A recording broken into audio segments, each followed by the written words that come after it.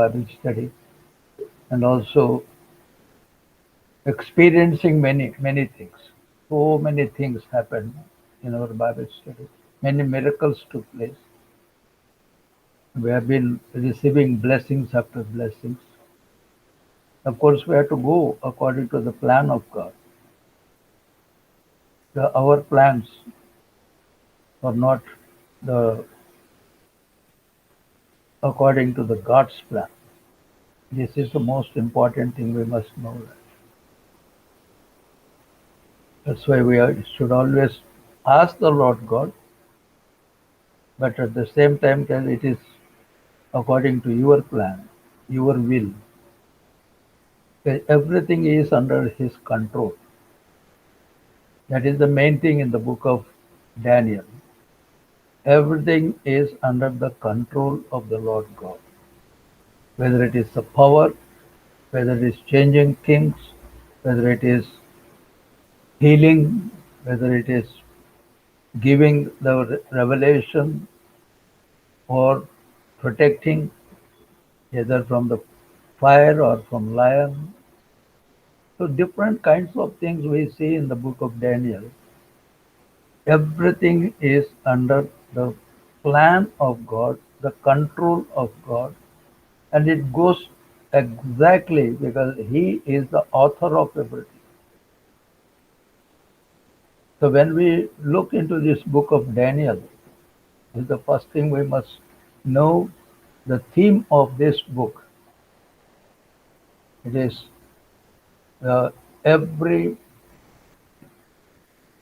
plan or everything which moves in the future is goes according to the plan of God. As, as we already seen some of the things in the book of Daniel, but the book of Daniel is known for the dreams and its interpretations, the visions and its interpretation, its revelation about the plan of God and the power of God and the hope of God. There are so many things we see in this book. At present, we are first part of this uh, dreams of the people given by the Lord God. See, even the dreams have been given by the Lord God, and only the children of God could interpret, not other people. That's what we saw, even not only dreams, even the miracle. We saw in the first chapter the miracle of God, how God made the rulers to accept the request of Daniel to give the food according to their choice. If we looked into the second chapter, we saw how God has given the powers, the blessings to by giving answer to the prayer of Daniel when Daniel prayed about to know what is the dream which Nebuchadnezzar had and forgotten, and he got the same dream. Not only the dream, even the interpretation has been given. Because of there is a promotion, the power, it's only God can give promotions.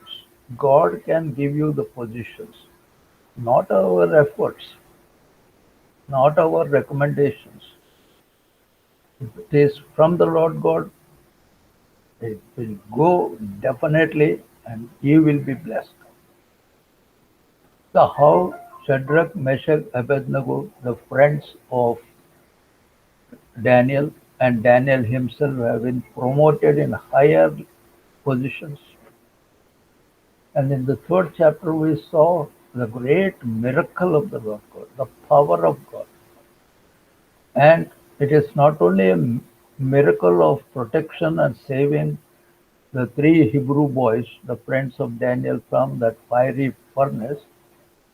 The greatest miracle is how Nebuchadnezzar is totally converted, how he is totally understood the power of the living Lord, how he started worshipping that living Lord, how he commanded the whole of his country, his people, to worship only that God belongs to Daniel, Shadrach, Meshach, Abednego.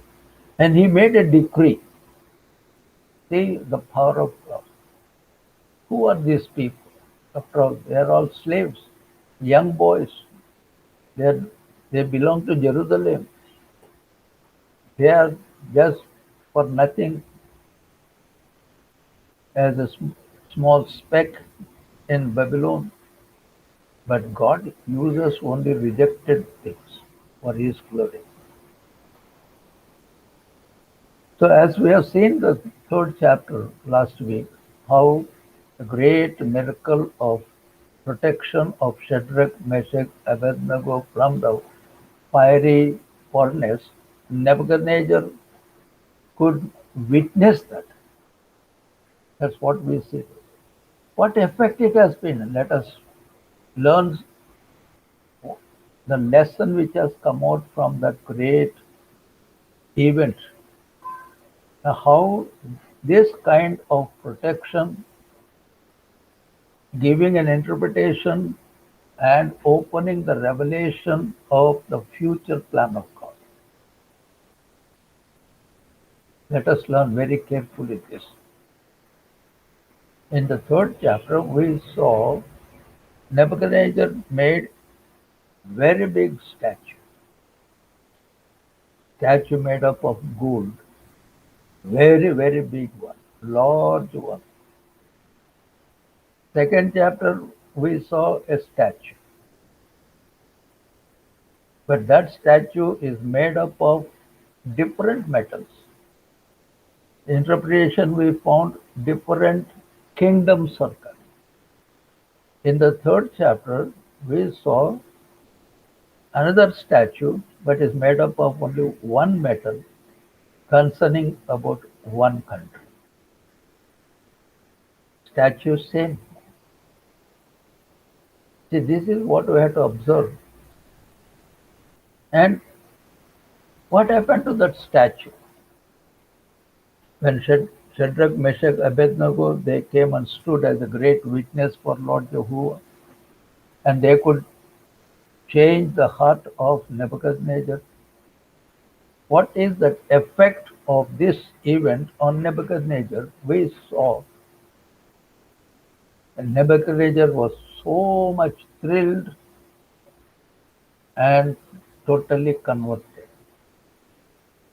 That's what he immediately made a decree. Let us understand very carefully here. The lesson we get here from the Bible, how deep it is. It's not just a story of these images or miracles, very interesting miracles.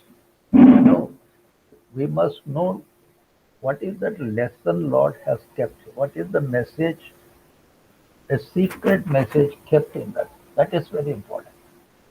That's what we have to look for that. What is the lesson we get here? Let's see that in second chapter, what happened to that statue? After the description of the four metals and the mixture of metals on the fingers and the feet, what happened to that? We saw a small stone came and powdered the statue made up of different metals uh, into fine powder, and the wind came and removed. Nobody could see what happened to that. Non-existence of these different kinds of metals, and no more existence of that statue. In that place, we saw great mountain. So statue totally disappeared. Let us look to this statue in the third chapter. What happened to that great very, very great statue made up of gold, one metal. So when Nebuchadnezzar when could see that only the God of Shadrach, Meshach, Abednego is the only real God, what he did to his statue,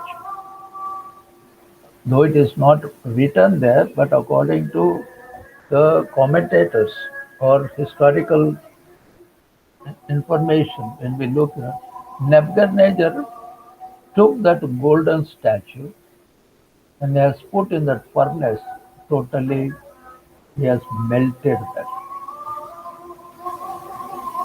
That is the disappearance of the second time the statue. So the golden statue, the golden image, totally gone. As we have seen, the stone made the second chapter statue. Here we see the fire made this big statue of gold disappear.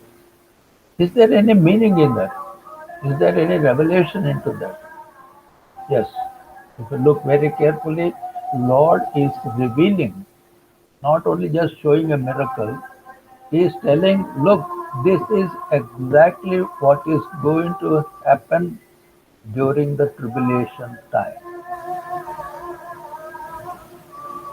Because during the tribulation time, that period is what we see in the first statue in the second chapter, the time of the feet of those for that statue made up of the iron and the clay. That's the period God explained to us, the period of 7 years of tribulation. In that 7 years of tribulation, one more statue is going to come. See how God explains that, how God reveals unto us. Second chapter statue, third chapter statue, during the tribulation time statue. So the two statues which we saw, second and third chapter, totally gone. So similarly, the statue made in the tribulation time, we see that that statue which is made by Antichrist, forcing people to worship, and that statue is giving us a number 666, forcing people to worship that, as Nebuchadnezzar made third chapter the golden statue. When the music comes, all people should worship it, otherwise they will be thrown in the furnace. But we see that the statue made during the tribulation period, the statue of the Antichrist, and the Antichrist is putting 666 for all the people who are worshipping that idol. And those who are not worshipping that idol, they are called the real believers, the saints of the Lord God, passing through the problem. As Shadrach, Meshach, Abednego, they have passed through the fire, but nothing happened to them. Similarly, during this 7 years of tribulation period, God is going to protect those saints which refuse to worship that statue and refuse to have that number on their forehead 666. Then later on, as these two statues have been totally destroyed, even this statue and the statue belongs to those antichrists, the false prophet. We know during the Armageddon war, we see that how Antichrist and the false prophets, both of them were thrown alive in the furnace forever and forever. See, everything is so beautifully given in the book of Daniel, looking into this kind of incidents. how beautifully Lord is showing up His plan. Maybe during the time of Daniel, they may not be knowing all this because they don't have the book of Revelation. Though the whole book of Revelation has been revealed to Daniel, but they were not knowing about this tribulation, about this antichrist. But now the problem comes because we have 66 books of the Bible. We have the interpretation of these 66 books. We have the Holy Spirit with us.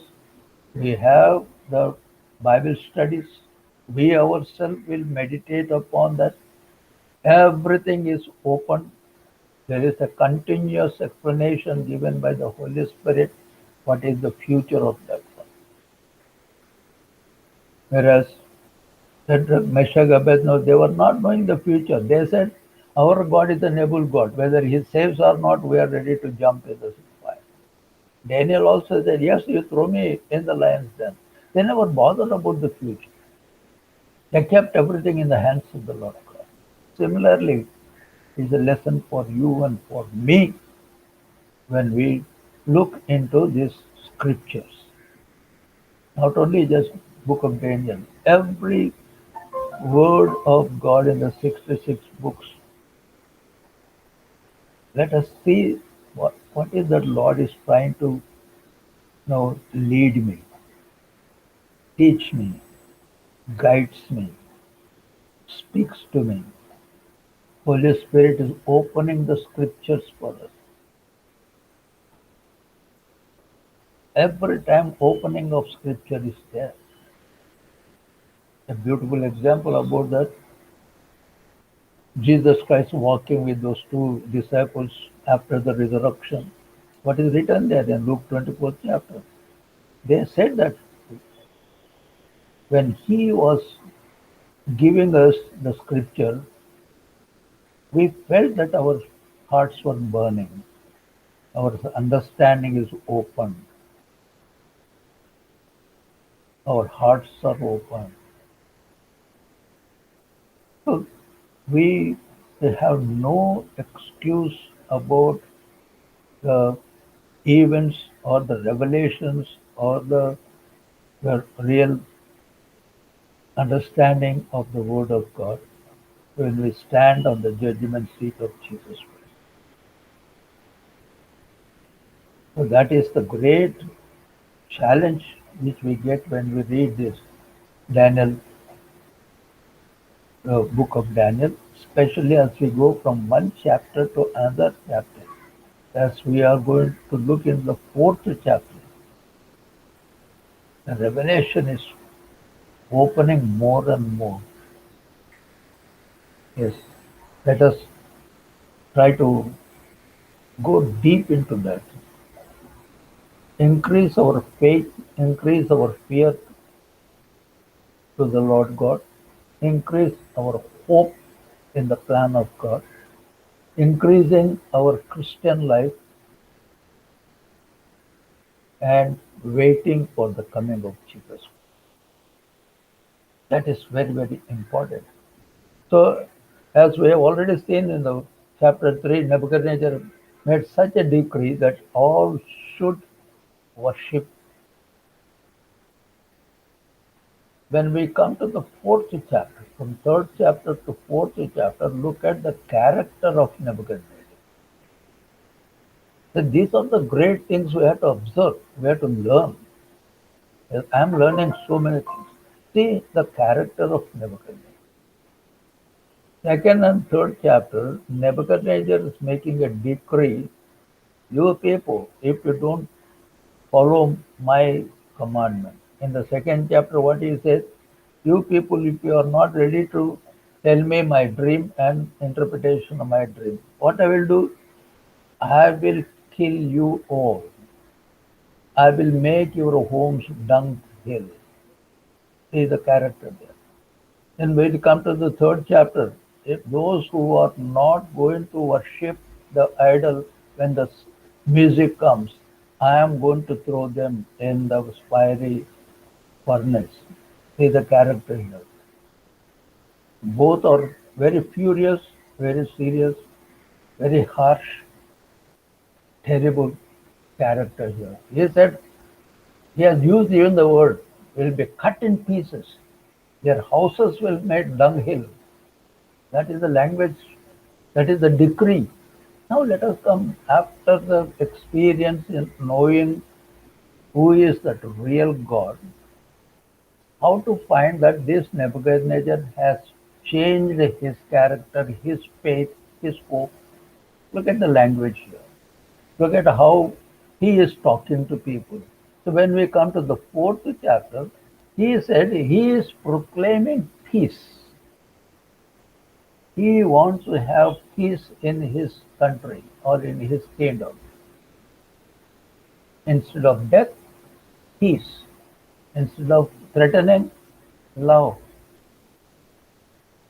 There is no force, there is no decree, there is no command there. See the first stage of change or transition in the life of Nebuchadnezzar. So in all the three chapters, we saw that Daniel was authorized and was the introduction to his chapter puts us in notice that Nebuchadnezzar himself now declaring his character. So when we open the fourth chapter, first three verses, we see who wrote those three verses. Book of Daniel, fourth chapter, 1 to 3 verses, if you read, these three verses are not written by Daniel. These are the dialogues, these are the commandments, and these are the words are written by Nebuchadnezzar. Daniel later on, when he was writing the book of his book, he took those verses, though it is written by Nebuchadnezzar, commanded by him, he introduced in his book. Let us look very carefully because he, Nebuchadnezzar itself, himself is declaring so many things. First, he declared the peace. So Daniel cannot declare that.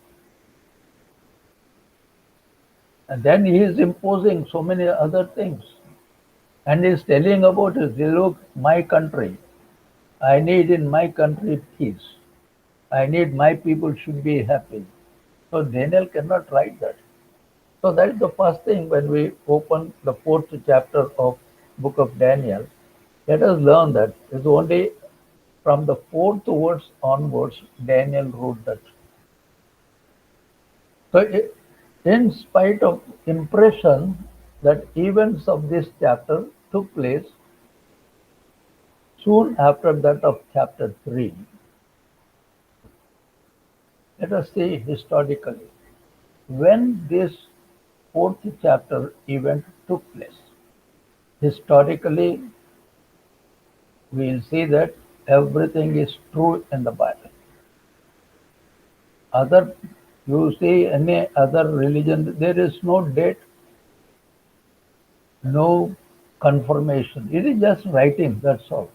But Bible, every every word, people thoroughly studied and made a lot of research on that in order to find mistake, but they failed. Finally, they said Bible is 100% true. Any branch you take. So when we come to the fourth chapter, we see when this particular incident took place. We are going to study that incident. I don't want to introduce that. Some incident took place in the fourth chapter, and it brings out a lot of meaning in this, the character of Nebuchadnezzar. Because of that, we must know historically whether it is happened or not. So when we look here, the date has been given. Actually, if you see that Soon after that of chapter 3, its date may credibly be placed in about 569 BC. After the third chapter, the event which we are going to study took place historically with the time 569 BC. That means if you go look into the historical book, what happened in 569 BC, you will see the incident what we are going to study today is happened in 569 BC. This is how we know 569 BC. If you look how many years Nebuchadnezzar ruled that particular time, also given there. You look that the time period between the third chapter and the fourth chapter, the almost Nebuchadnezzar ruled 35 years. That is very important. It is very important. How Nebuchadnezzar could maintain that worshipping of Lord Jehovah for long period. How he imposed the decree. See, where is where are those three people? Shadrach, Meshach, Abednego. Nothing is mentioned of it. They have done their job. But the effect is on. God used them. Through their character, the results are coming up. Result right from king. How many? 35 years. We can't live no 1 minute as a good Christian. It's impossible. Because mind is always controlled by Satan. 1 minute can I give my mind, my heart, my life to Jesus fully? Impossible. That 1 minute Satan will work so much, so many things will come. But here is a challenge. 35 years Nebuchadnezzar maintained that fear of Jehovah. So then, therefore, the event the king tells us about here may have occurred some 10 years after three Hebrew had been delivered from burning fiery furnace in the year 580 BC. So, the one which is written in the fourth chapter and the one which happened in the third chapter, the gap is 10 years. That means the total number of years Nebuchadnezzar ruled is after the capture of Jerusalem, when he brought all these Hebrew people to Babylon. From that time onwards, it is 35 years. But from the third chapter to fourth chapter, there's a gap of 10 years. So, how Nebuchadnezzar for long for 35 years still ruling this Babylon as a great king. So I just made a kind of drawing there to show the time period, how correct is the what happened, what kind of events it took. Maybe if I start from how Jerusalem, when Jerusalem was captured, because I'm not telling the left portion of that one, because that is all what happened to Jerusalem, what happened to Judah, what happened to uh, Israel, that many times we studied. I'm just starting from the time Nebuchadnezzar started ruling the world, keeping Babylon as the capital, taking Jerusalem and the people as a captive. That is the period which is given as 607 BC.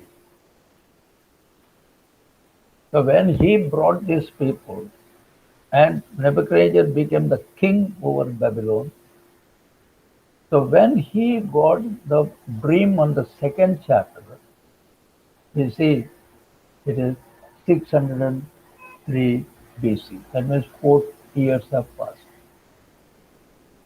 See, 3 years, we see Daniel took the degree course.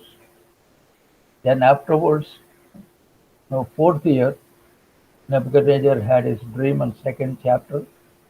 I, I put even that statue there with a red arrow showing what happened on 603 BC.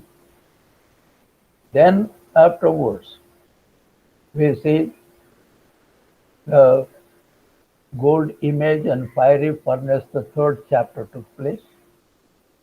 That is 580 BC. From 603 to 580, we see that how many years have passed. See, from 607 to 580, we see almost 35 years. And then we see what is happening. After the second chapter, third chapter, before we come to the next event, 10 years gap was there. So look here in this graph. In this 10 years period, we see what happened to Nebuchadnezzar. In this fourth chapter, how the character of Nebuchadnezzar from the third chapter to the fourth chapter onwards. You see how this Nebuchadnezzar has been used by the Lord God. That is the lesson for us. Yes. Not taking baptism and then that is the end of Christian life. No. The day you took baptism, how you took baptism, what kind of faith you took, whether I am continuously increasing my faith in the Lord God or that faith is totally deteriorating. That is what we see in the fourth chapter by looking at the character of Nebuchadnezzar. Nebuchadnezzar, he had tremendous experience, tremendous events, tremendous force, tremendous knowledge about the living Lord, and he removed so many all his images from his country, and he gave the decree that people should worship only the God of Shadrach, Meshach, Abednego. And he continued so many years, especially from third chapter to fourth chapter, 10 years he was totally worshipping Lord Jehovah. So during this fourth chapter, see how this Nebuchadnezzar behaved. We have to learn a great lesson here. How he continued his faith. What happened to his life? Please let us look very carefully here.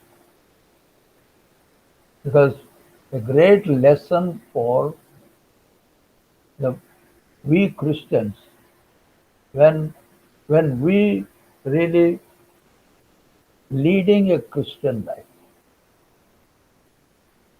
Please try to understand this. Though the story is very simple, everything is simple, very interesting story. But for us, we have to go little deep and use that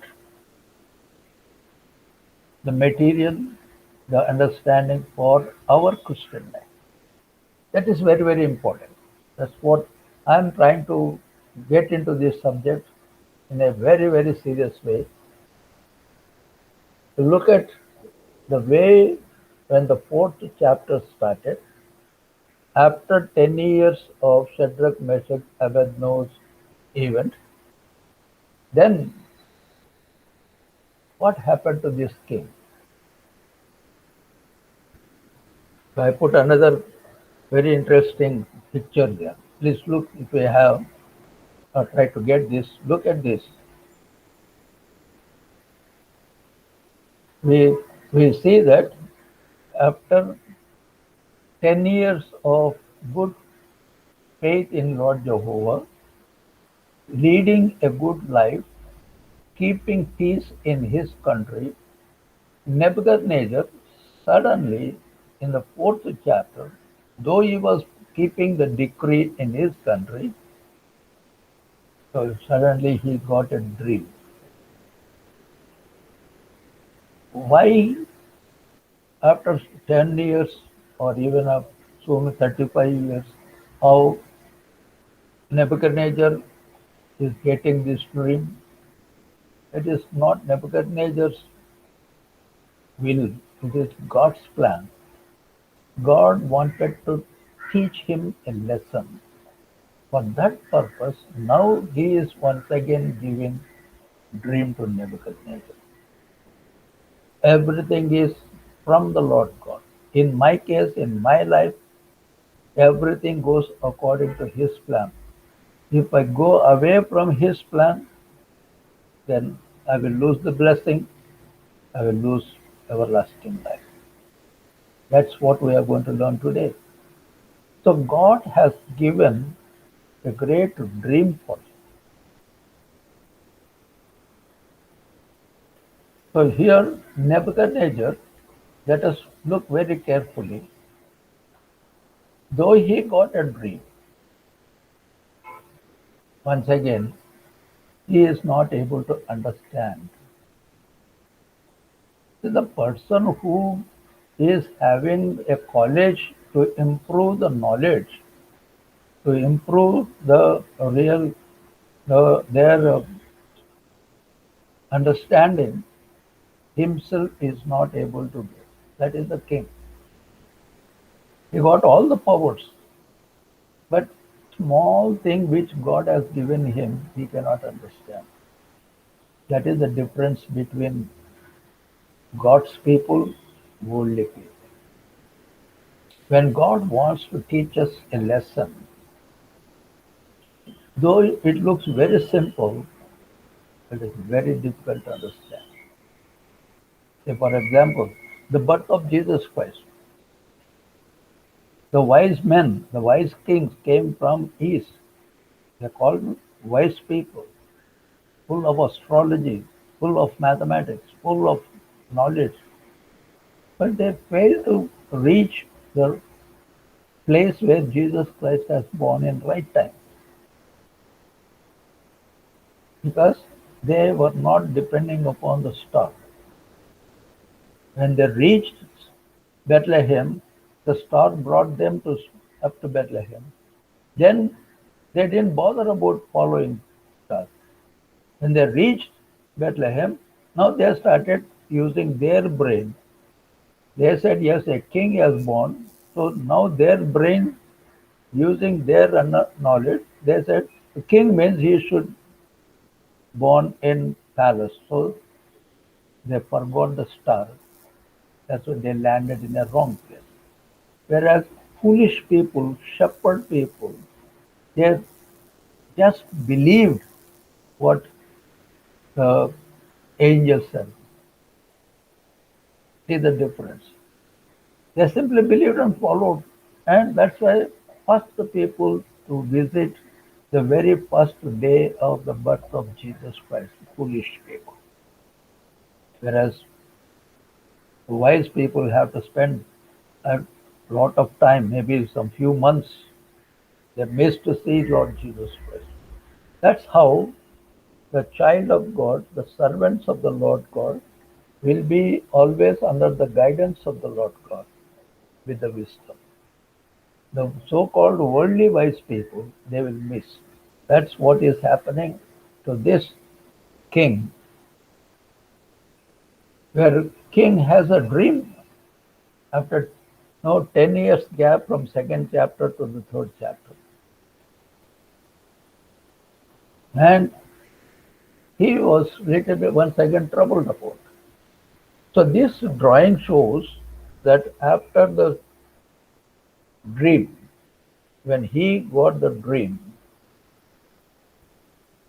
and when he got the interpretation of the dream, But he failed to follow that, and he started living on his wisdom for whole 1 year. 12 months time God has given Nebuchadnezzar, though the interpretation of the dream has been given to him, since he has not shown his seriousness to follow the Lord God, that future has already been given. In spite of that, for 1 year, Lord has given grace period for him to understand. But he failed. That is a lesson we have to learn. In our life, Lord is still showing us the grace. That's why this period is called the grace period. There is no judgment because whole world is full of sin. But still God is not bringing any judgment. People say that Corona is the judgment by the no, it is a sign. It is a sign. Look, this kind of things will come before I come. Jesus himself said that in 24th chapter of Matthew, very clearly. You will see the pestilence. You will see the pestilence. So don't think that Corona is the judgment by the Lord. If judgment comes, you tell me how many will survive. I don't think I will survive. So God is not bringing any judgment now. But still, God is showing grace upon us until the coming of Lord Jesus Christ. That is rapture.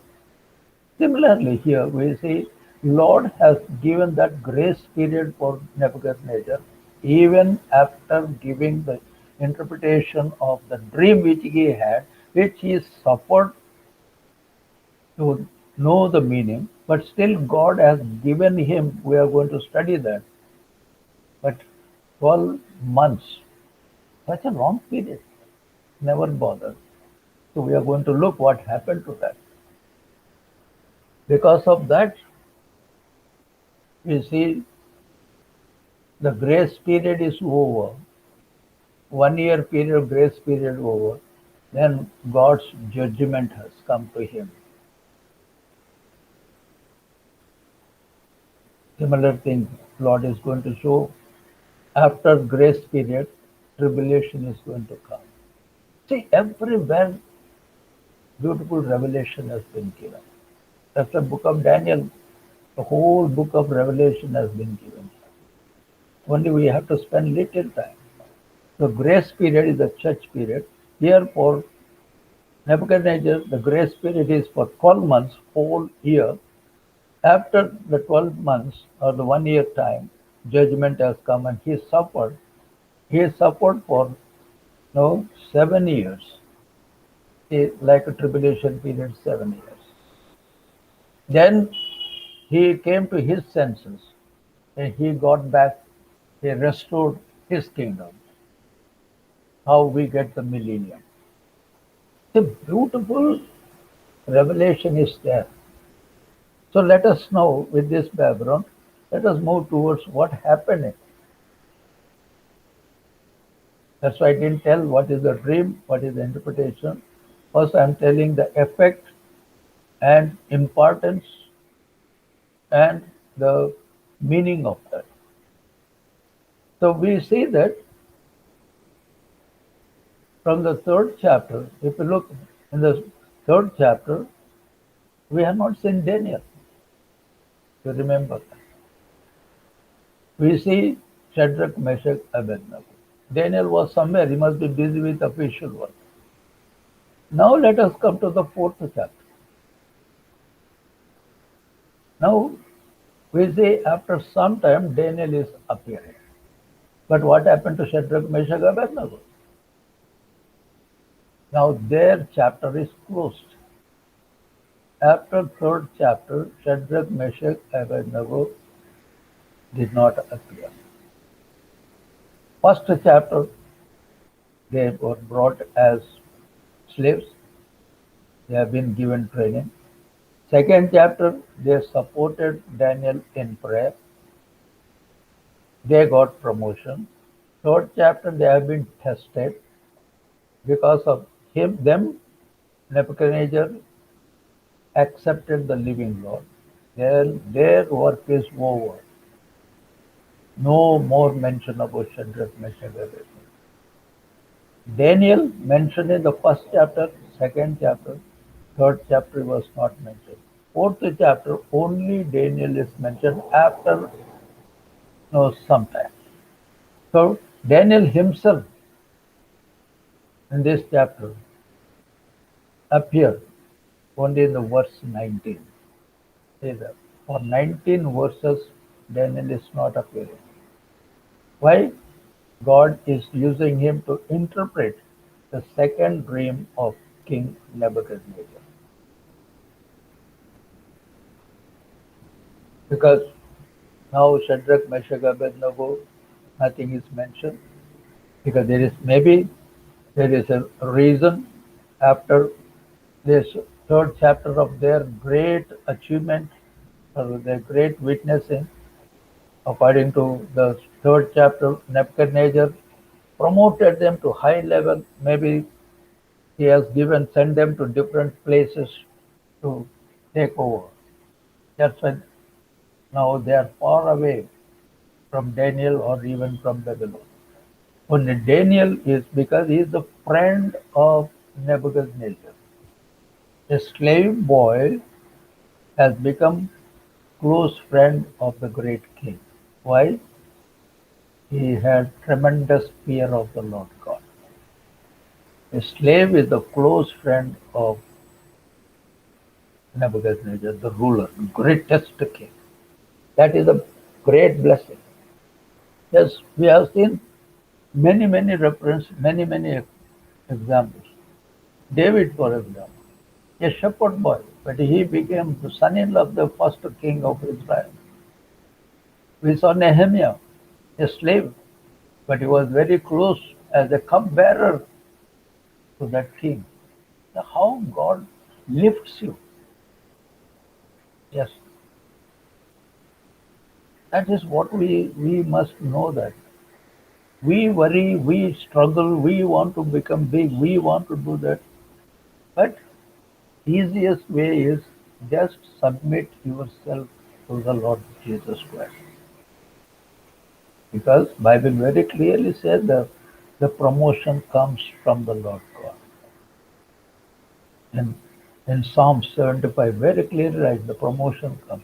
And James first chapter it is written that all the good things, blessings comes from above. Who are we? We are only receivers. How to receive? Submission. That is the lesson we see. So we see after 10 years of second chapter to third chapter, let us see what is going to happen. What is the dream? Let us go little deep. So the very first dream, he learned many things. So now in the second dream, what is that he is going to learn? Yes, if we don't submit our lives, if we don't read the word of God, God will make us to learn lessons. Yes. But if you really submit your life and meditate the word of God day and night, blessings will be coming continuously.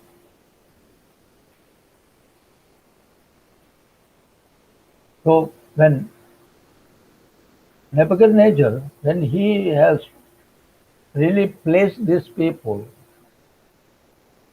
now he one day he got a great dream.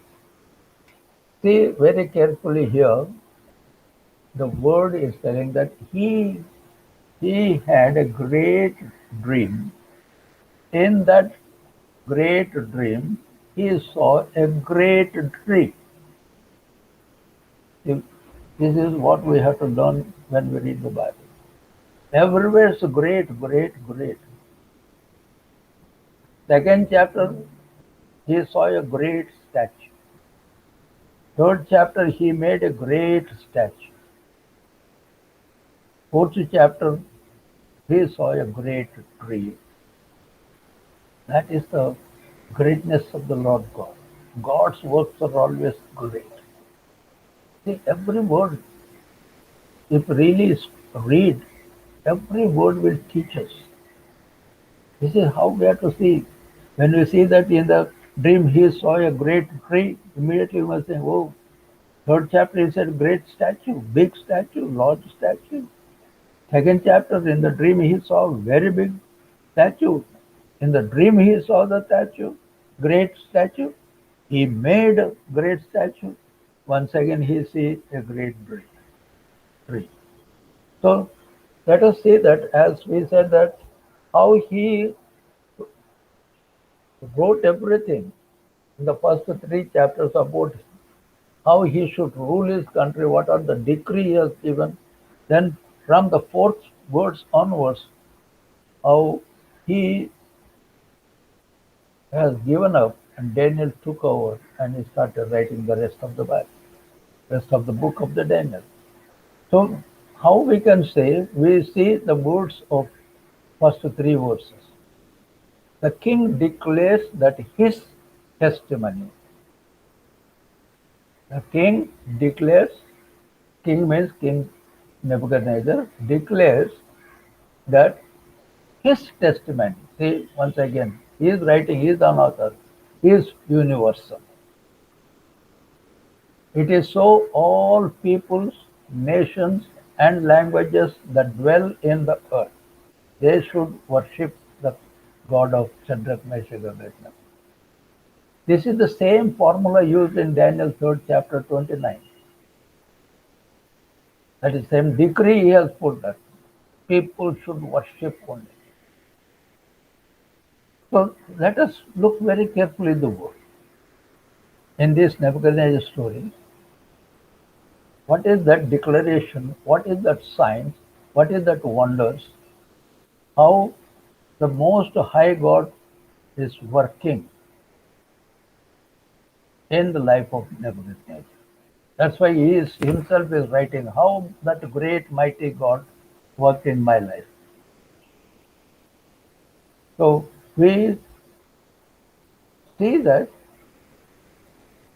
in the tree or in the dream and the punishment which he has seen, that the interpretation which is going to get through that dream, there he saw Nebuchadnezzar losing his power, losing his kingdom, losing his kingship, losing his place, driven away from his palace, and he lived in wilderness for 7 years without kingdom. Why Lord has kept that? So before going to the dream, let us understand the implication of that. Why Lord made this person live in the wilderness without kingdom. That means he is not a king. Why he made it? Of course, there are so many reasons. But actual understanding of this, God wanted to make Nebuchadnezzar to understand, you fellow, in the first dream you wanted to have your kingdom forever. Only Babylon should be there. But I have shown you that 4 different kingdoms have come. Whereas in the third chapter, you want you to be a great God. People should worship you. You lost it.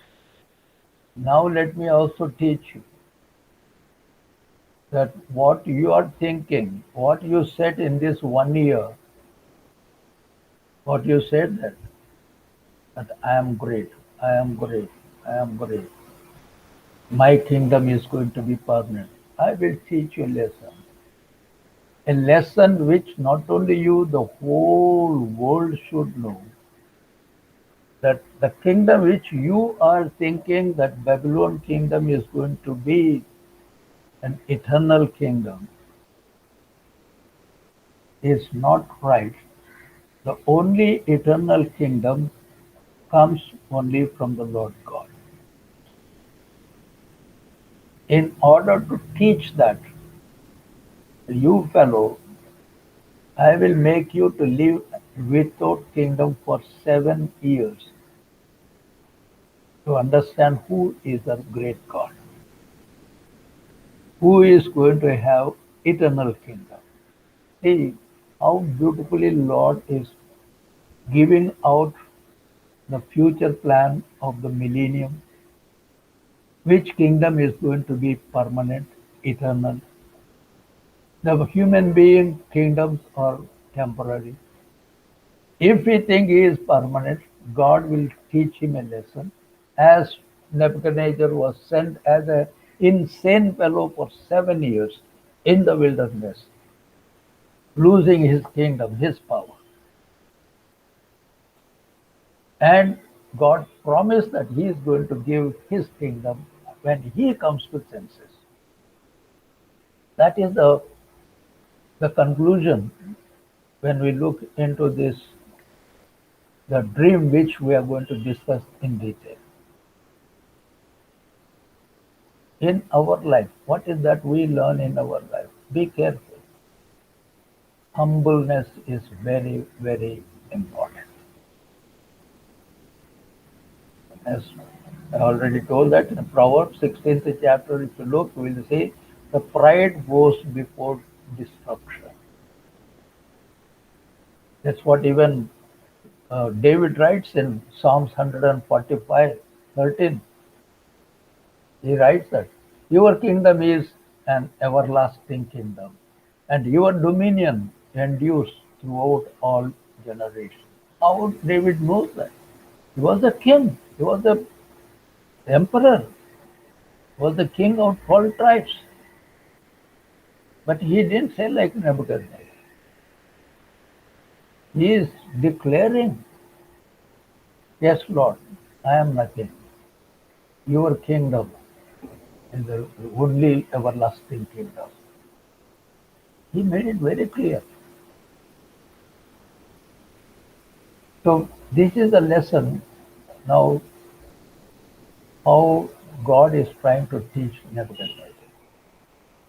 This is now how the attitude after the fourth chapter, after experiencing the fourth chapter, what he is going to declare. The fellow first initial words of the fourth chapter, then a gap of 7 years, how he changed. What made him to change? What is the purpose? What is the meaning of that one? We are going to study that. After this 7 years of his suffering, he declares, he announces, actually, if you look into the Bible, he announces that his heart changed up front because he now sees the transitory nature of the kingdom of Babylon in light of the eternal kingdom. In light of the eternal kingdom, that means God's kingdom, his kingdom is just transitory. That's all temporary. He had just lost his kingdom for a period of 7 years.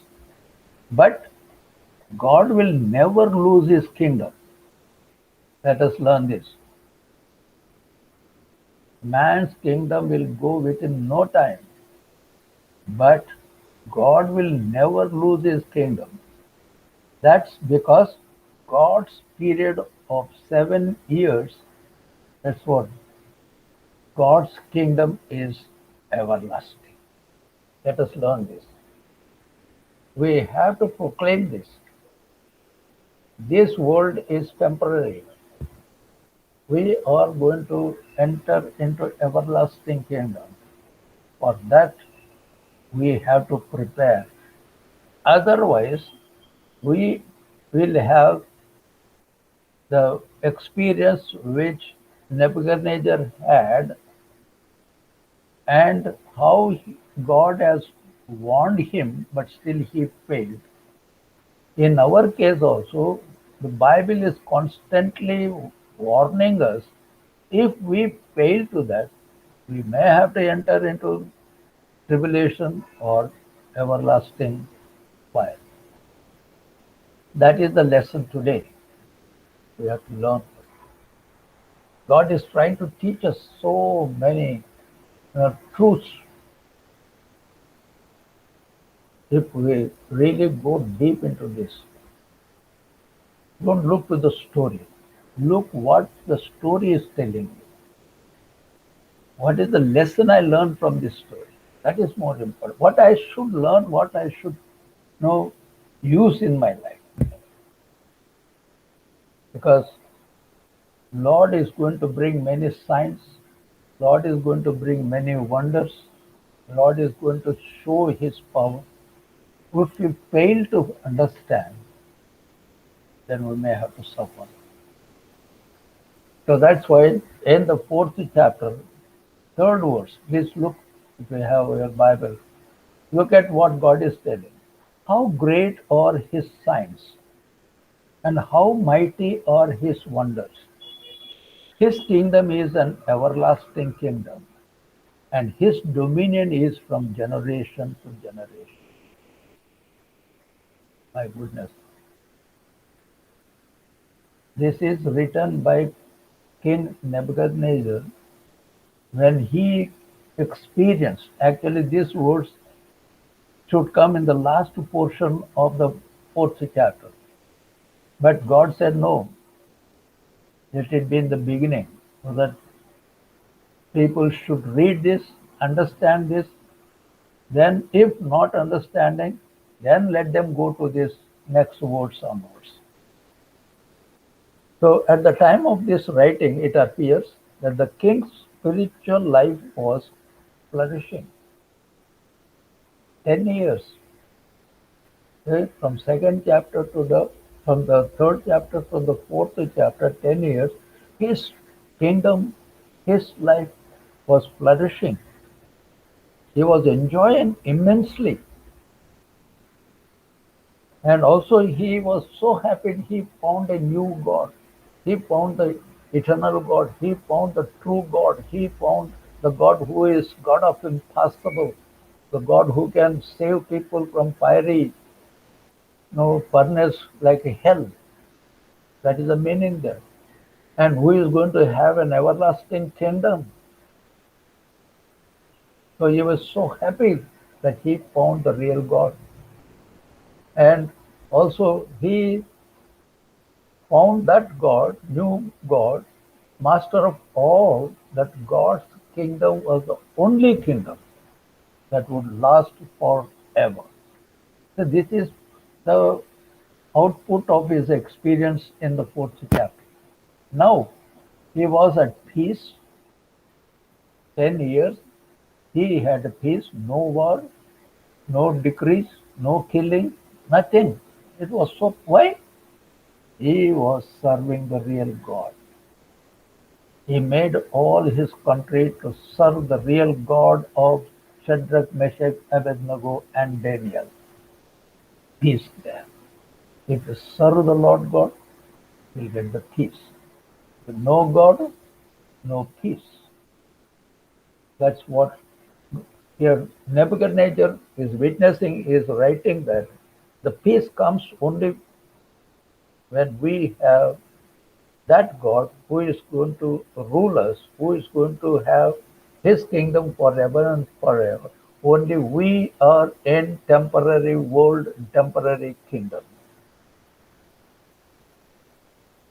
So that's what he, Nebuchadnezzar, is coming out with the truth for 10 years. So Nebuchadnezzar was the real genius and builder. What happened in these 10 years? God has given him, made him to flourish. God has given him the wisdom. God has given him the prosperity. Lord has given him expanded his kingdom. God has poured all the wisdom. How he made his kingdom. Let us look there. Nebuchadnezzar was the real genius builder of Babylon. He ruled Babylon for 70 years. In that existence, he ruled 45 years. If you remember, 70 years Babylon ruled. Exactly that 70 years is the Judah captivity. Total years. See, as long as Judah was under captive, 70 years Babylon was there. Soon after the end of the 70 years, Medos came and took away. In that 75 years, Nebuchadnezzar ruled 45 years. See, from the inception of Babylon kingdom,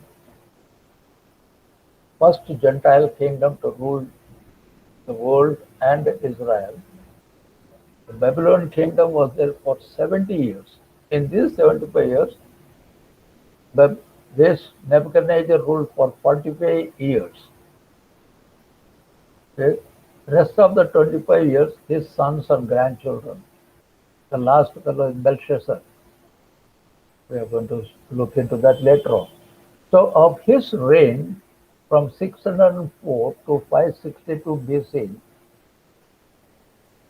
give an idea of the power, wealth of Babylon. So, I'm going to explain how God made Babylon, Nebuchadnezzar flourish because they were with the Lord God. Just to explain that, here are some interesting facts. Please try to get how God blesses a person, how Babylon became world famous, how Babylon has become great country, how Babylon has become the strong country, how Babylon has become such a famous in the world. Let us try to understand it. Let us spend some time to know what is Babylon. That is very, very important.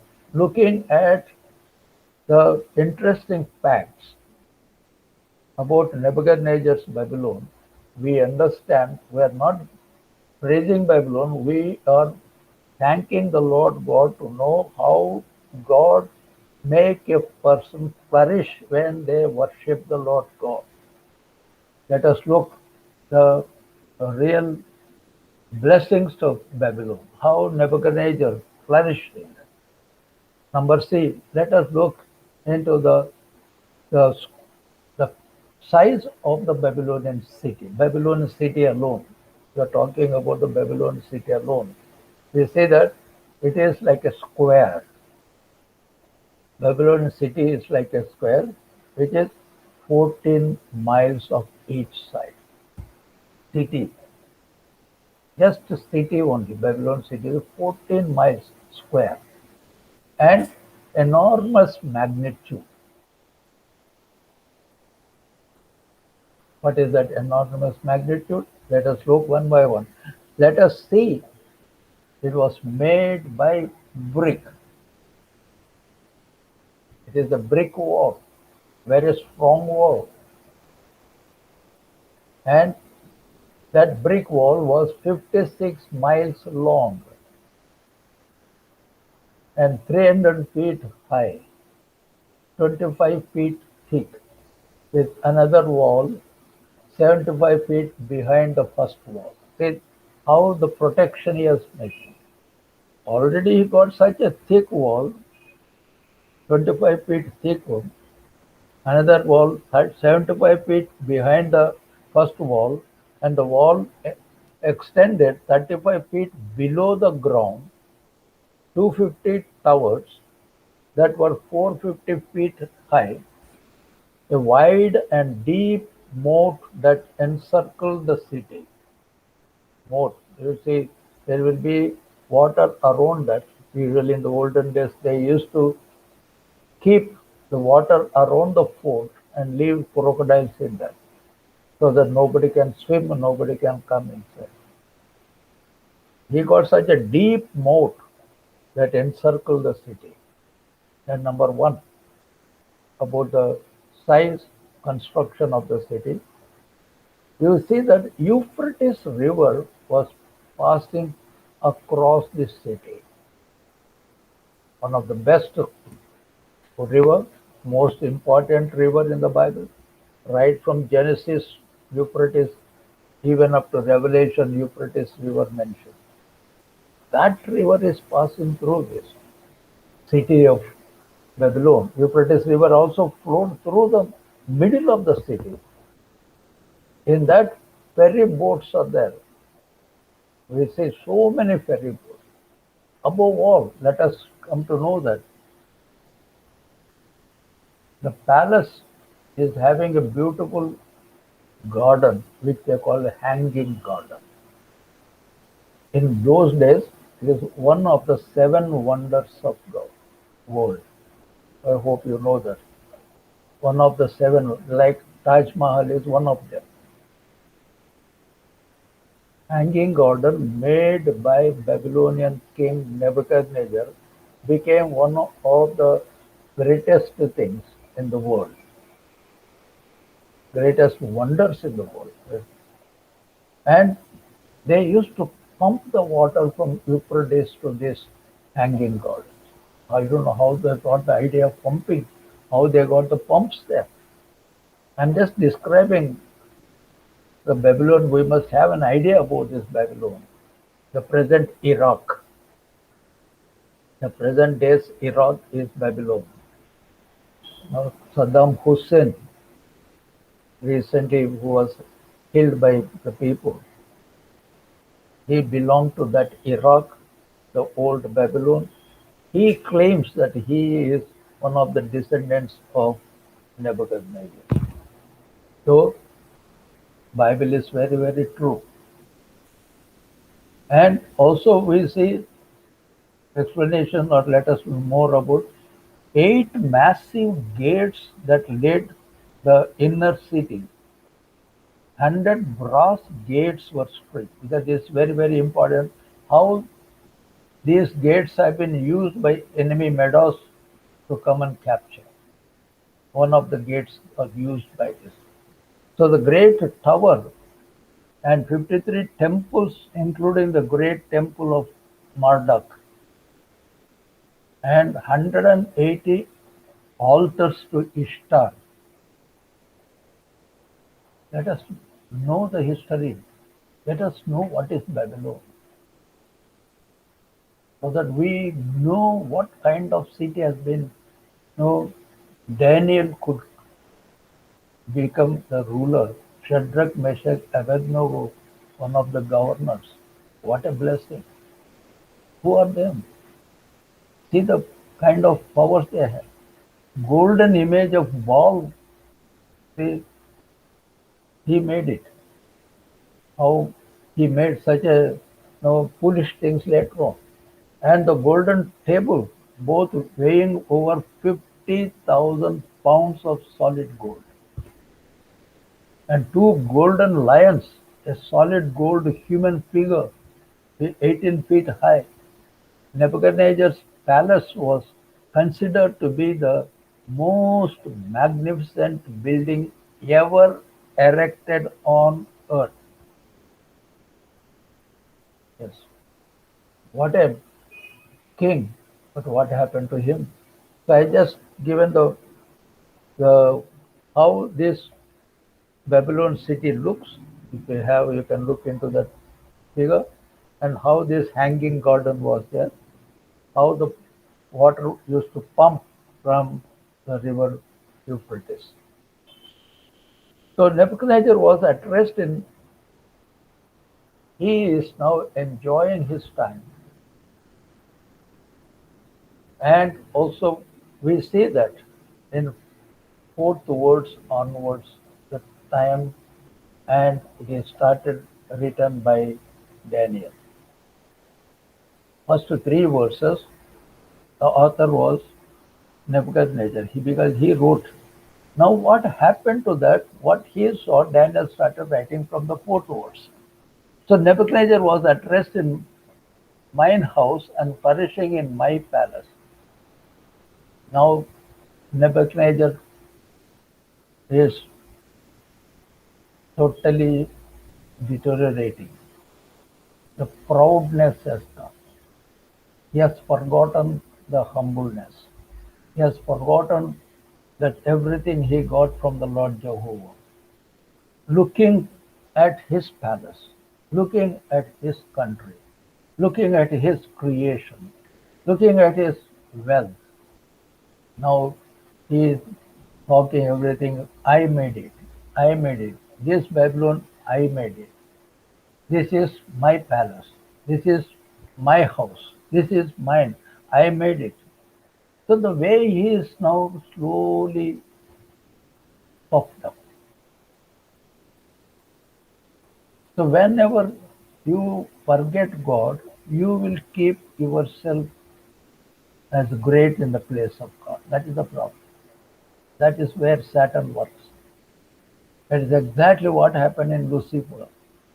If you look into Isaiah 14th chapter, 12th verse, 5 times Lucifer said, I. What happened? What is written there? Because you said these 5 eyes, God has thrown you down from heaven. That is exactly what is going to happen in the life of Nebuchadnezzar, because he is telling, my palace, my country, my house, my life, my wealth, wealth. He didn't thank the Lord God. He didn't remember the Lord God. So now the time has come for God to teach him a lesson. So one day he got a dream now. Now let us come to the fifth verse. He got a dream. In that dream, when he got up, he started worrying. Please check in the first 3 verses what he said. I got peace. Everything is flourishing. So when he comes to the fifth verse, what happened is peace. So third verse and fifth verse, in between fourth verse, he made himself great. So peace has gone. He started worrying. Trouble has come. Please look the verse 5. What is that? Fifth verse. Please look to your Bible. What is it?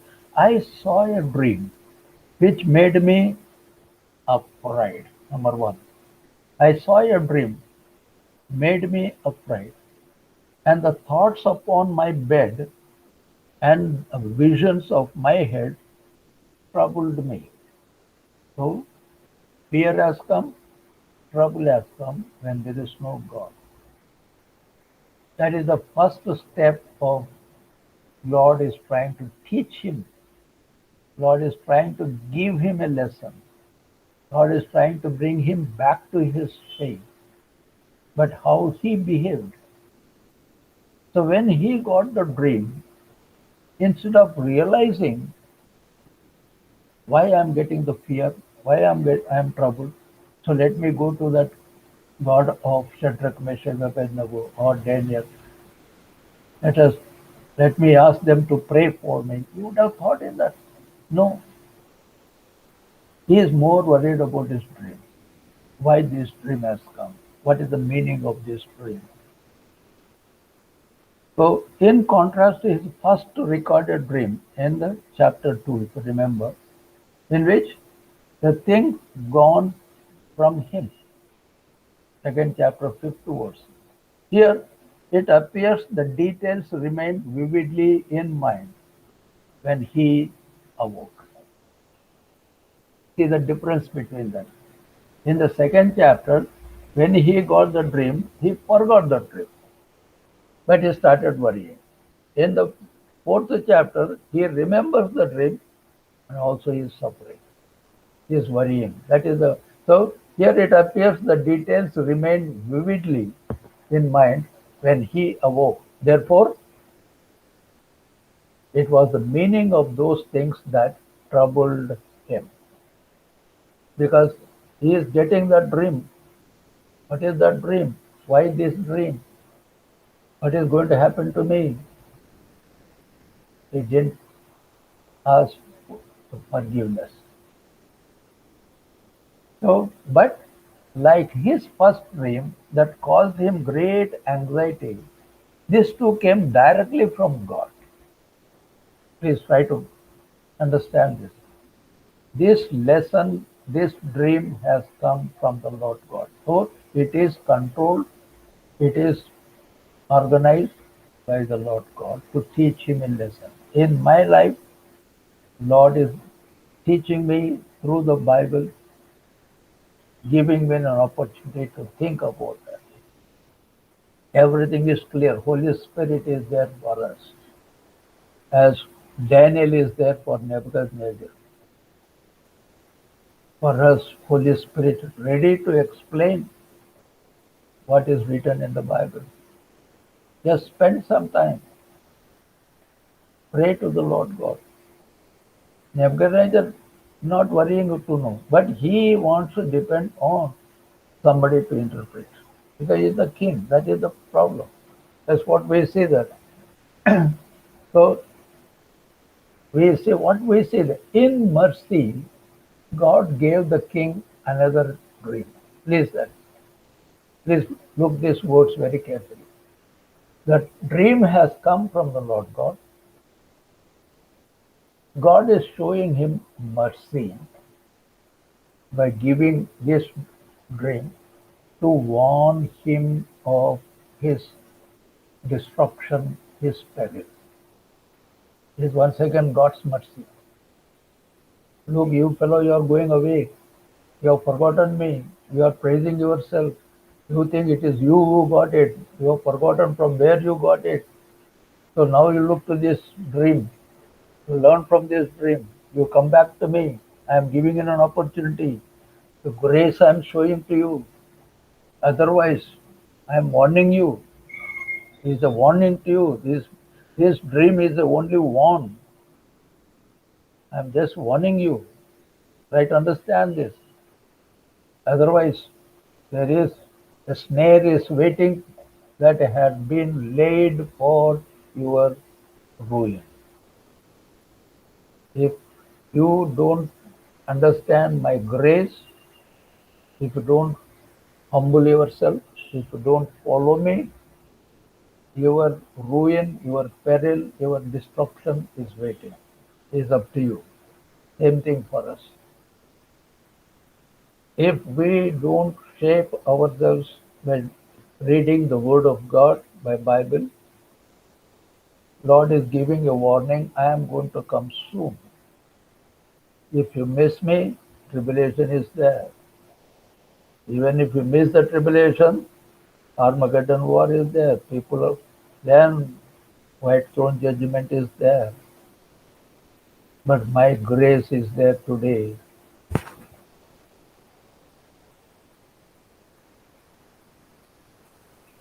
How many of us are preparing ourselves? How many of us understood the warn of the Lord God?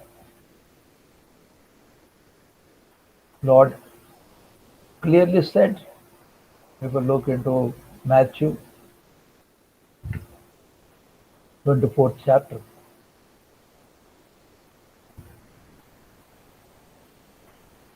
Lord has given us, I am going to send you many, many signs.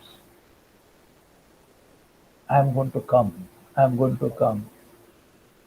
Same thing for this fellow. I have given you this dream to you. I am warning you.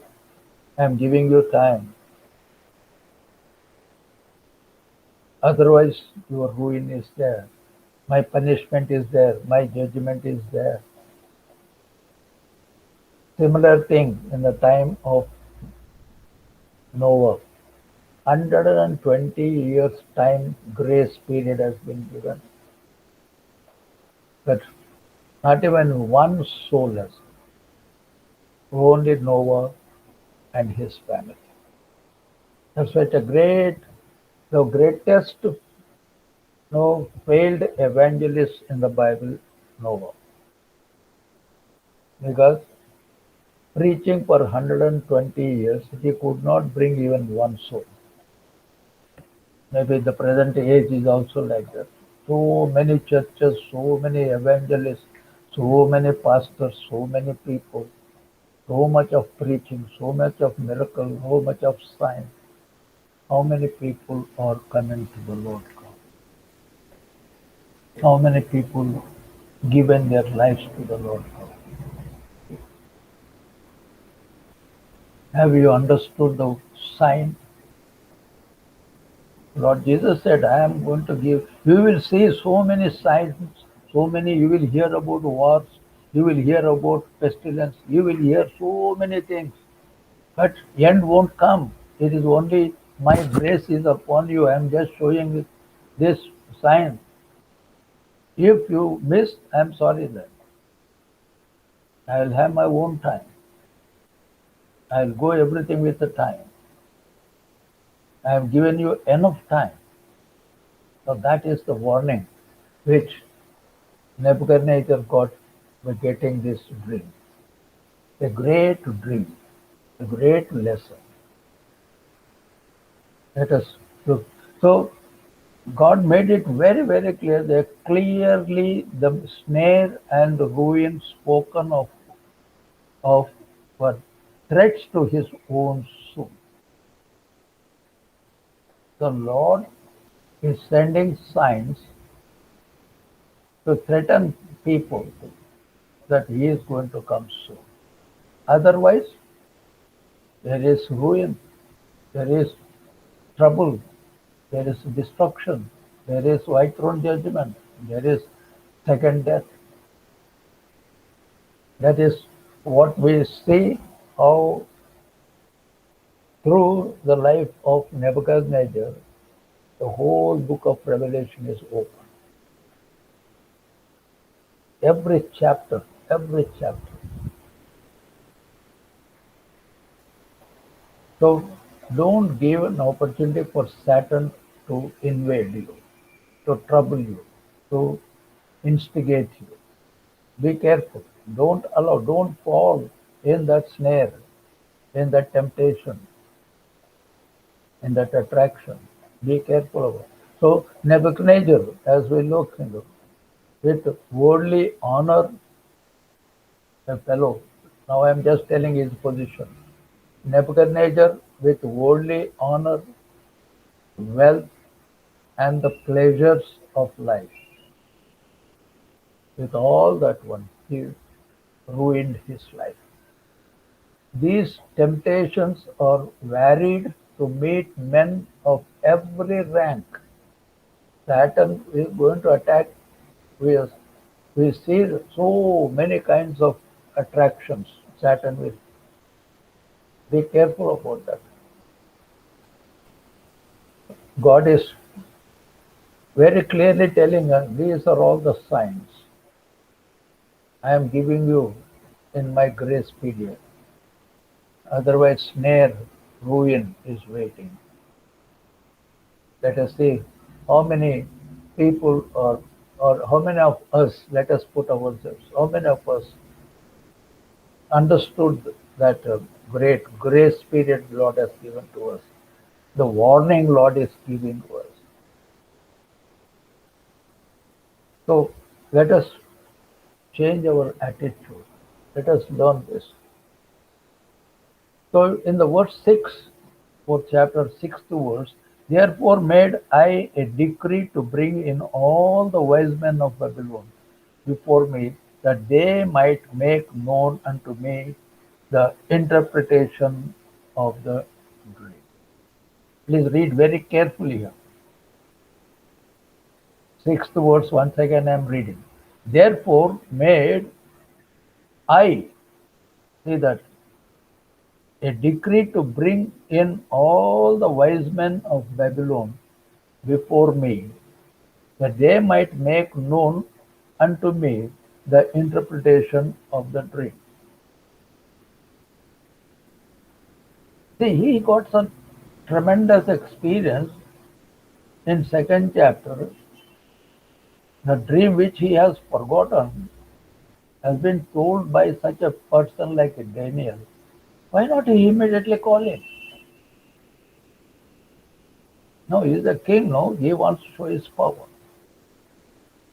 If it's a wise person, easily, okay, now I am troubling. Only a person I know who got the Spirit of the Lord God. He can only tell. So call Daniel would have called him if he is sensible. No, he wants to use his power. That is where Satan works. He doesn't want a person belongs to the right God, but he wants to call his people, wise people, magicians, all kinds of people who are idol worshippers. He wants to know that. So that's why he is calling. So a decree was made. A command has gone to call all those people.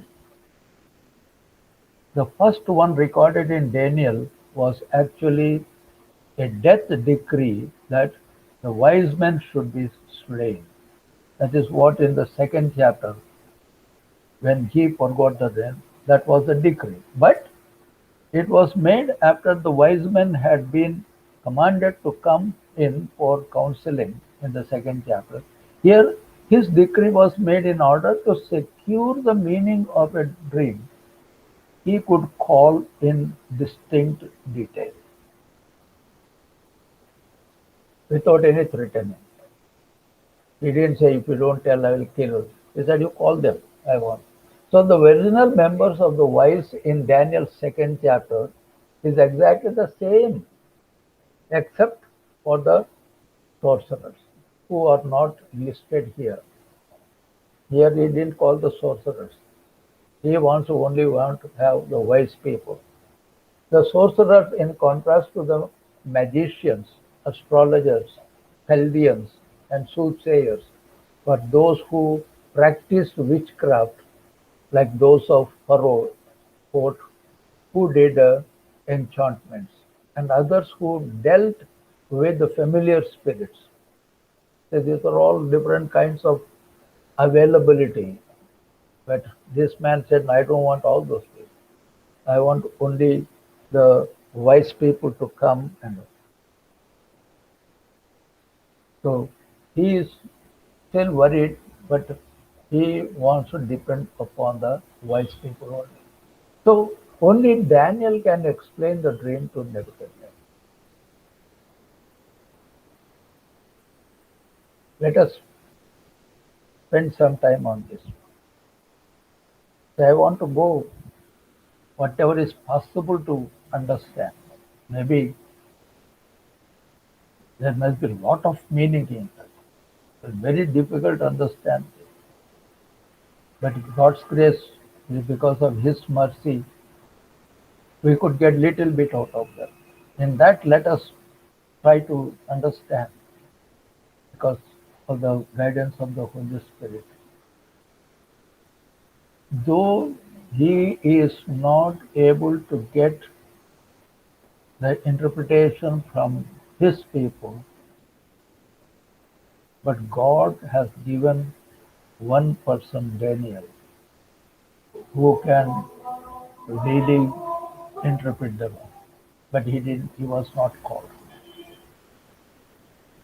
That is what the ungodly people. So his the deterioration started in this 10 years period, whatever peace he got, because he put himself in the place of God. First deterioration is this dream. Like a warning, Lord is bringing the warning. But he has not gone back to the Lord. He is wants to depend on the worldly wise people, not Daniel, not God. That is the character, a person who forgets the Lord God. That is we have to learn very carefully here. So he is Nebuchadnezzar is still worrying because Lord, it is Lord who brought the dream. He made him to suffer. So now he called all the people. So Nebuchadnezzar was at rest in my house and flourishing in my palace. That's what he's telling. But what is the use? He is suffering now. Nebuchadnezzar is suffering, no rest, no peace. Everything has gone. He has become ungodly. So God soon shook him from the false security. So I told them the dream, but they did not make known to me its interpretation. Why? So Daniel knows the interpretation. When Nebuchadnezzar called the wise men to come and interpret, wise men is not giving the interpretation. Let us put a big question mark there. Whether wise men were not knowing the meaning, they are not able to give interpretation, they don't want to please king, they don't know the capacity, or they have the capacity. Why they are not telling? They were keeping silent. So last time what they did, you tell me the dream, then we will interpret. Otherwise, it's only angels can, only gods can.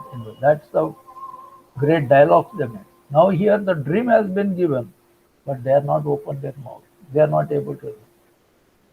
Because dream is not that difficult dream. Very simple dream. The dream was fairly easy to interpret. The wise men probably lacked courage more than insight.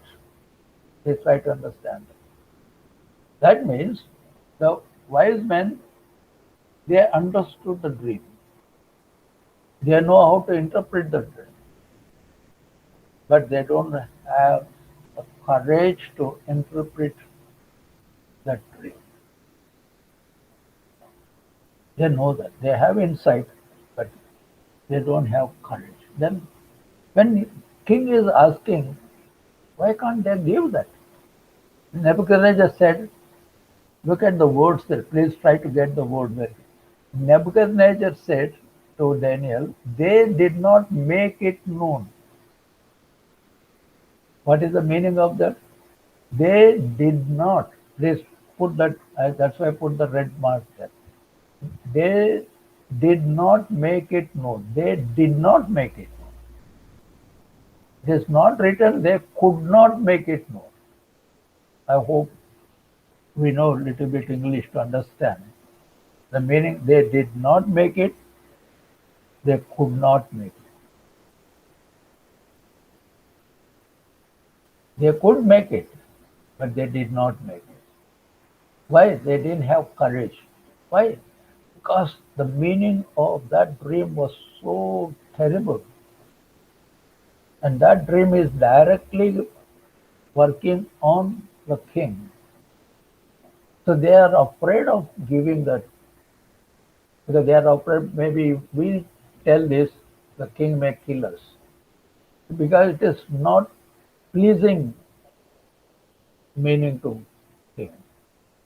It is not, if we want to say something, we would like to put all the good things there so that we will get praise or we get some kind of honor. But if we give this kind of the interpretation which is not suitable, which is not good, which is negative, which is against the king, probably we may not get anything from king, or he may be unhappy. Why to make unhappy? The best thing is not interpret. Look at that. They don't have courage. Wise men did not have the courage to interpret, though they know the interpretation of it. So the meaning is they did not make it, not that they could not make it. I hope you got the meaning of it. So at last, Daniel came before Nebuchadnezzar.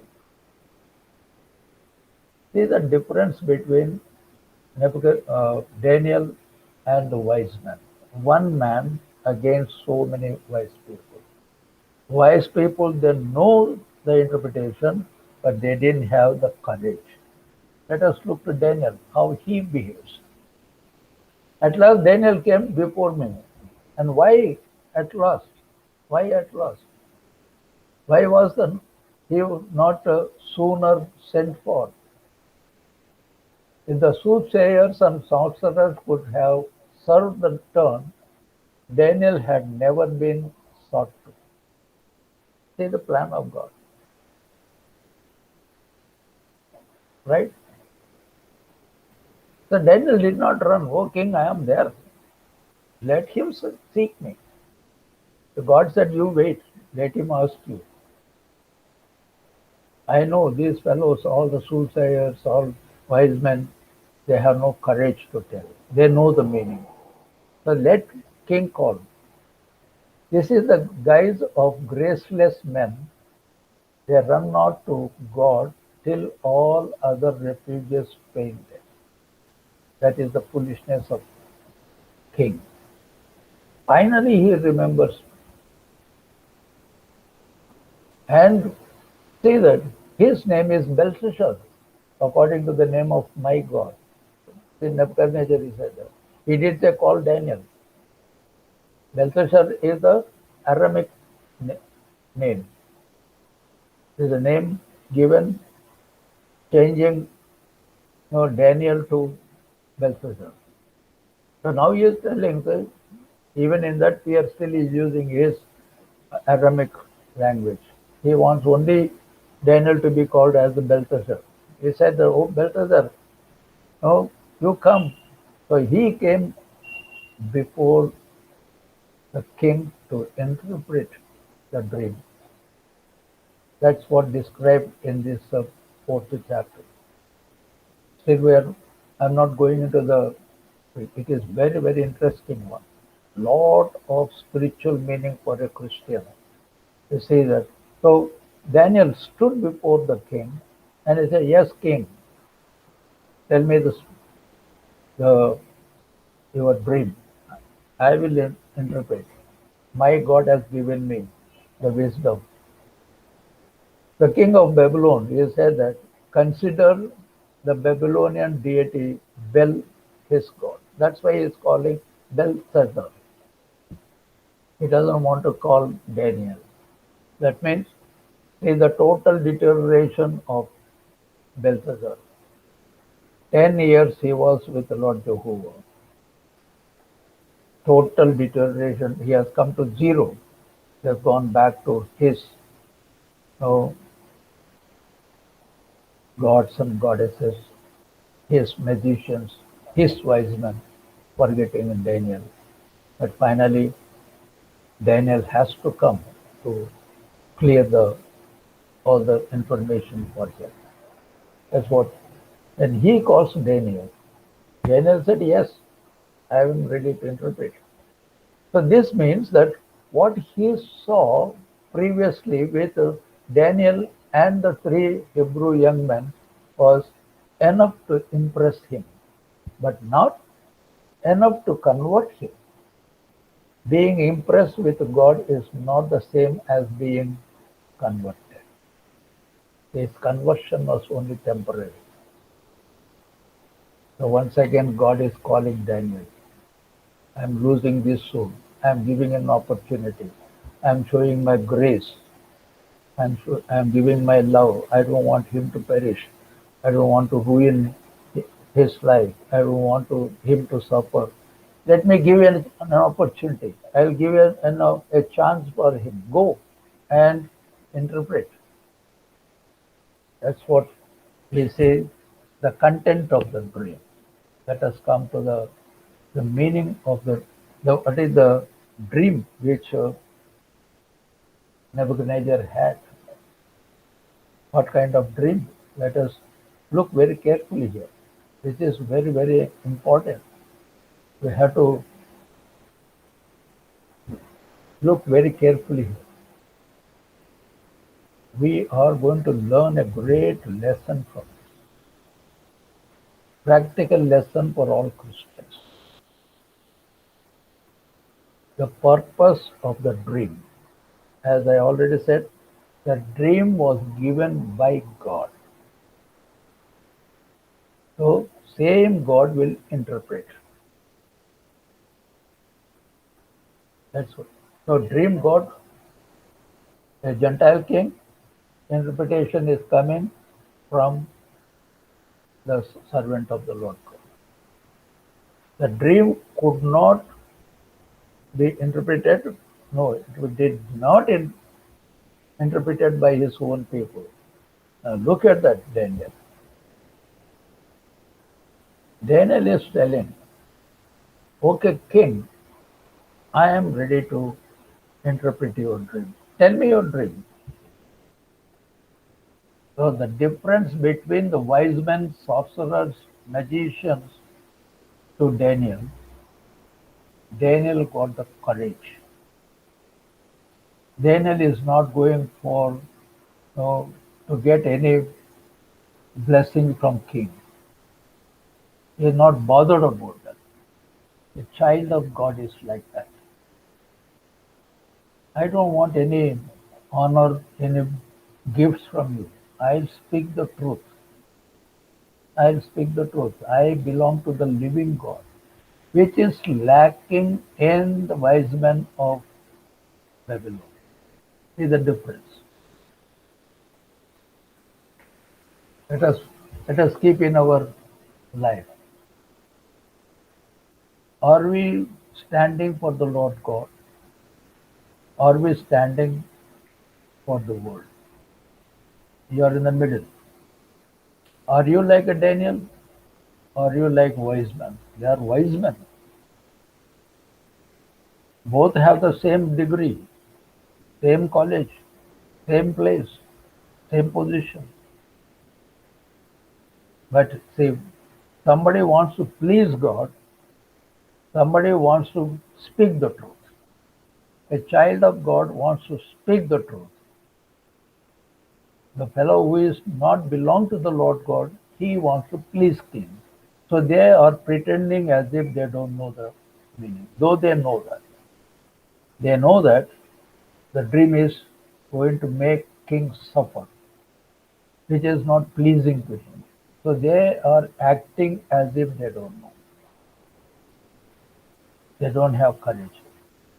Daniel is not acting. He is standing for the truth. And he is ready to speak, interpret the dream and asking the king, tell me the dream. I will tell you. My God is there, not my wisdom. My God is going to give me wisdom to interpret yours. Let us stand for the Lord God. Let us bring glory to the Lord God. God is waiting for us to be witnesses. Don't try to please people. That's very, very dangerous. Just to get little bit or some favor, don't try to please people. You be firm. You be straight. Have courage, like Daniel. Because we want blessings from the Lord God, not by people. Blessings will come as you go to the Lord God and bring glory to the Lord God. That is what Daniel is teaching us. So before going to the dream, before understanding the interpretation and the effect of the dream in our lives, let us stand and look for the characters. One is the fellow who saw the power of God, who served the Lord God for 10 years, but afterwards the pride came. He lost everything. So God is trying to help him. God gave him a great dream. Whereas the worldly wise men, they want to please king, so they pretended as if they don't know. They did not give the answer or the interpretation where they could give. Whereas Daniel, yes, he is able to give interpretation irrespective of whether king likes or not, whether he gets a reward or not. He wants to speak the truth. That is the character of the child of Lord Jesus Christ. A good Christian, as Bible says, that if you are a good Christian, you be like God. Because God never tell lies. The book of Deuteronomy very clearly reads, our God is not a man to tell lies. If you are a Christian, now Paul says that if you are a Christian, if you tell yes means it should be yes. If you tell no means it should be no. No compromise.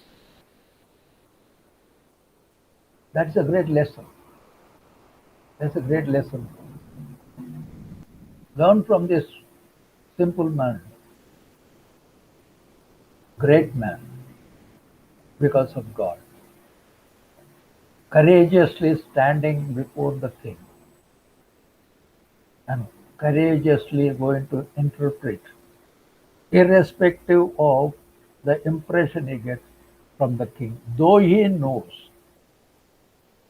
the meaning of the dream, but he could tell the truth.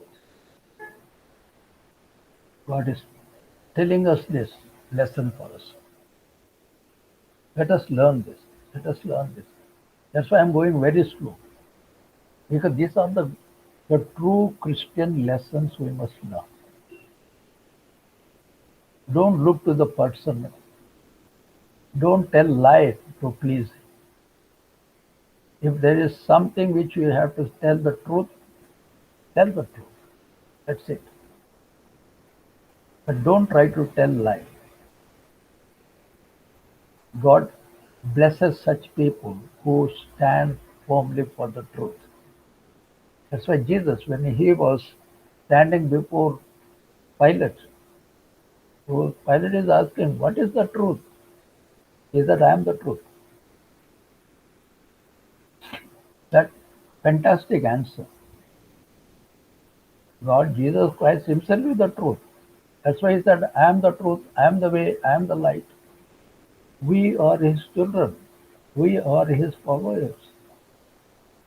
So if we are following him, whatever he does, we have to do the same thing. Following him but not doing, that means we are not true followers. We are like these wise men. They are wise men with Nebuchadnezzar. They know the truth, but they don't want to tell the truth. So let us not be like that. So that's what Lord said. Don't be like a lukewarm. You be either hot or cold. If you are lukewarm, I am going to spew you out from my mouth. Lord, that is what God is. Jesus himself spoke to the church of Laodicea, the third chapter of Revelation, last word. Don't be like Laodicea. Look at from Daniel. He is firm, he is hot, he is not cold. He is not lukewarm, he is hot. He wants to serve his God, not the king. It's a great challenge for us. Let us learn from this. May God bless you. May God lead you, teach us. Let the Holy Spirit teach us the truth from this wonderful book of Daniel. That's why I don't want to enter into the dream today, because once we open the dream, we enter into entirely a wonderful situation. So next week we will see that what is the dream, what is the interpretation,